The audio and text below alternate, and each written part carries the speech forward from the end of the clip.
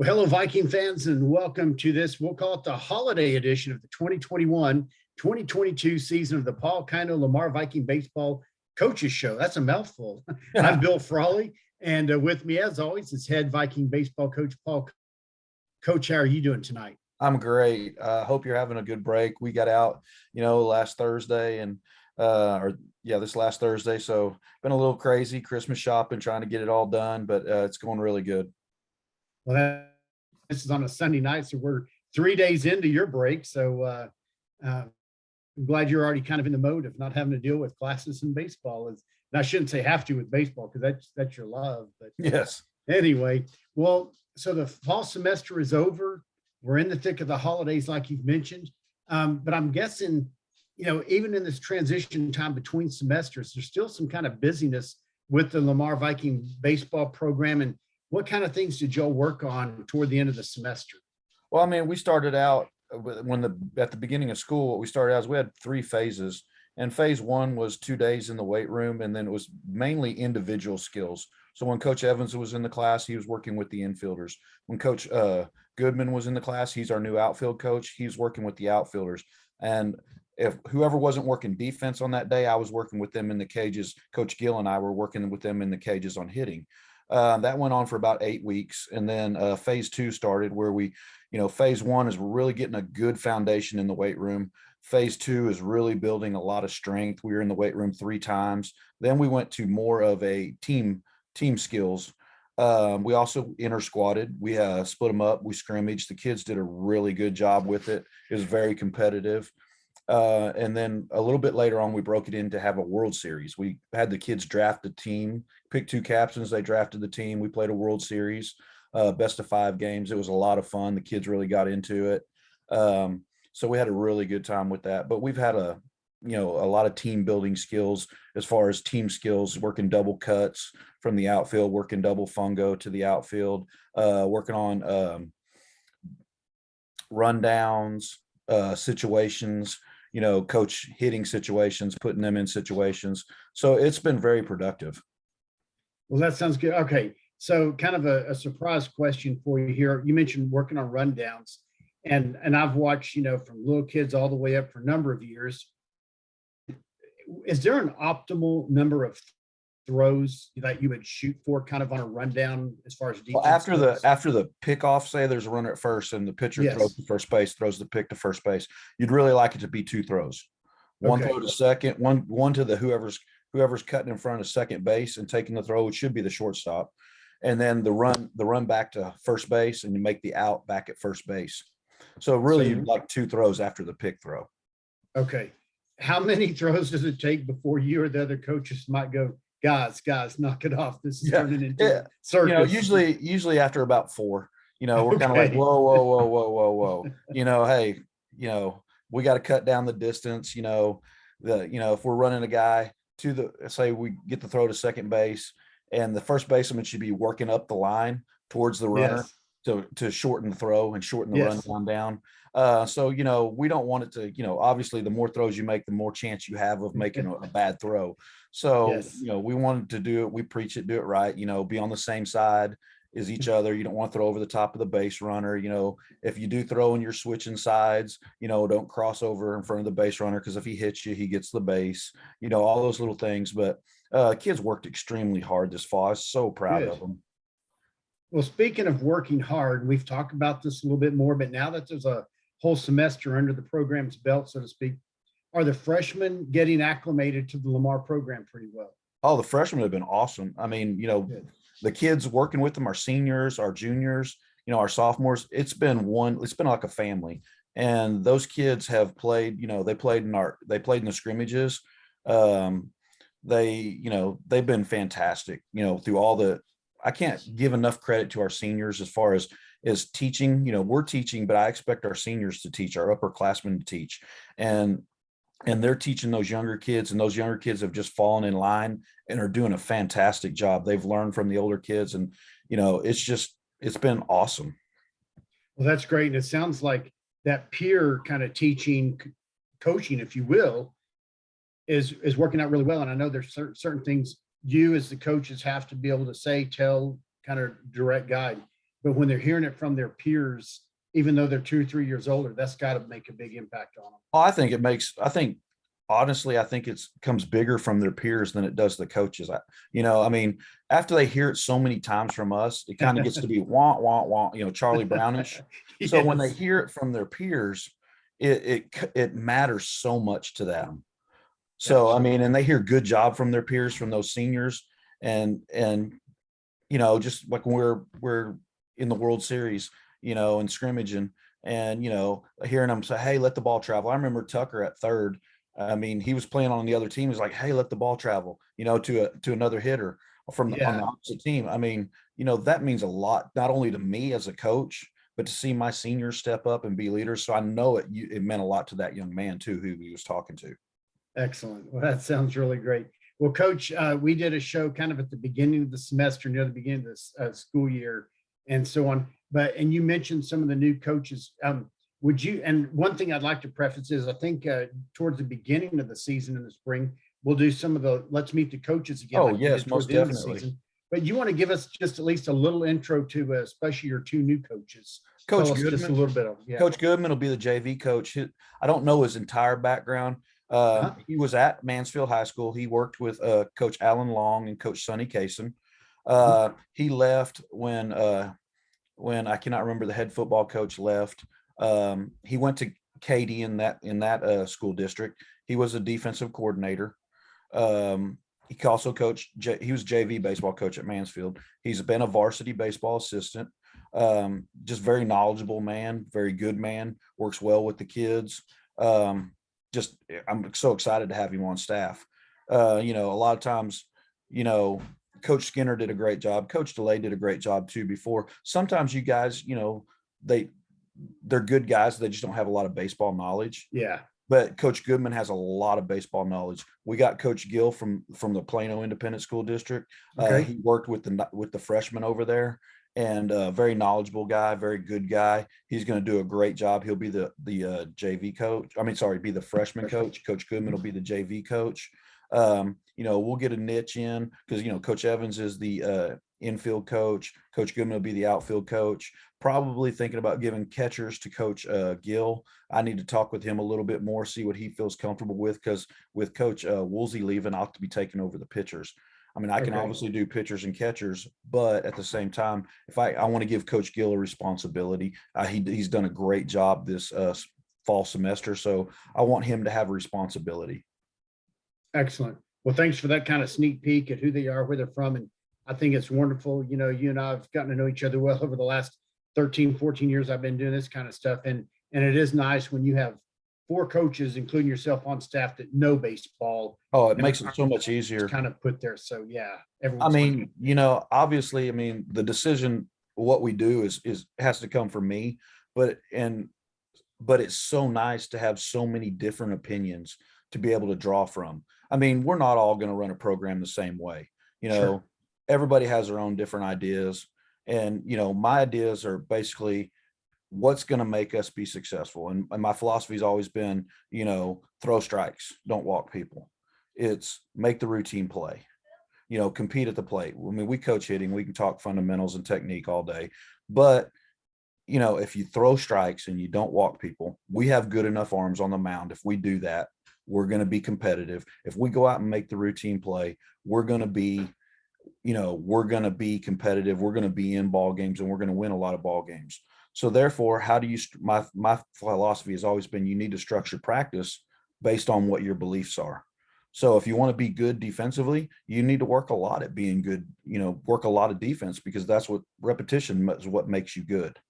And, can't throw a guys a lot, but when you throw them in your bullpens, they have to focus on being able to hit their spots and, Mhm. try to create some competition, try to create things where, hey, I don't move on if I don't throw this pitch where I need to throw it. If it's a fastball in, I got to throw a fastball in and hit my spot, or I'm going to throw a fastball in again. I talked to some of Yes. the pitchers about my ideas about, hey, when we throw our bullpens, everything starts with the fastball, two seamer or four seamer, everything starts with the fastball.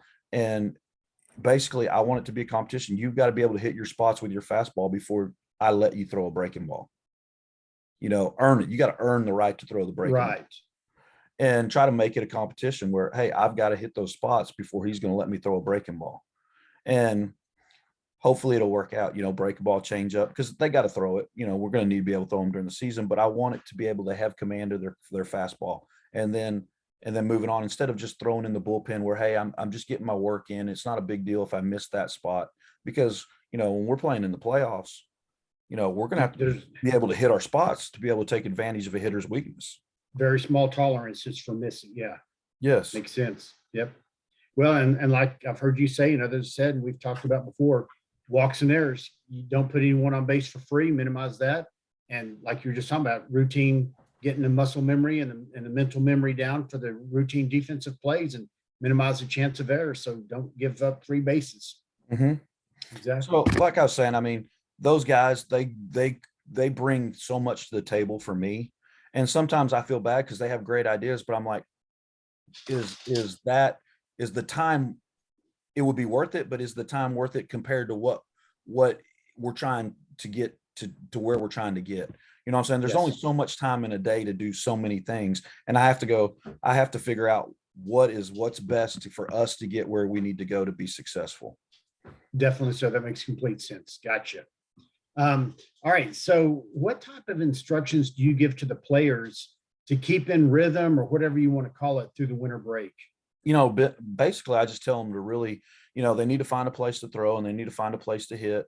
We talk about, I hate being this way, but we talk about that it's a very small window from the time we get back from Christmas break until we start really scrimmaging and playing tournaments.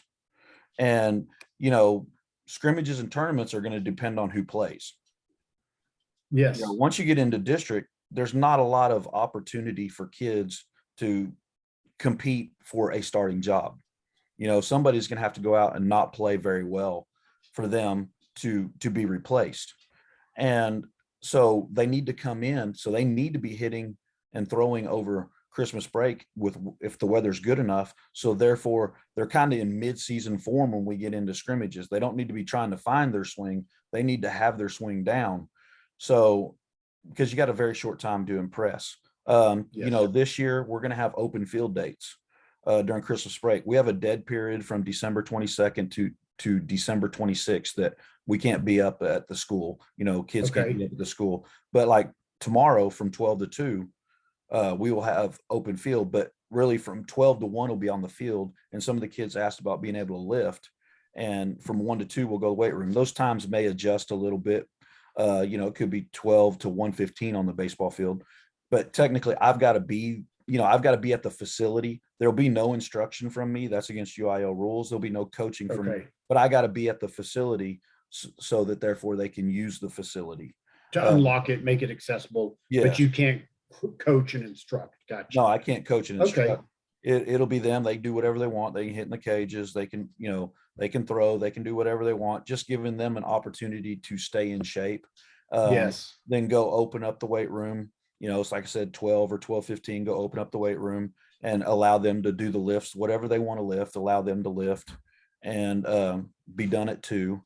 And then, we'll do it Monday, Tuesday, this coming week. And, again, then you got 22nd through 26th, nothing can happen. I believe if I looked at it, the 27th is a Monday.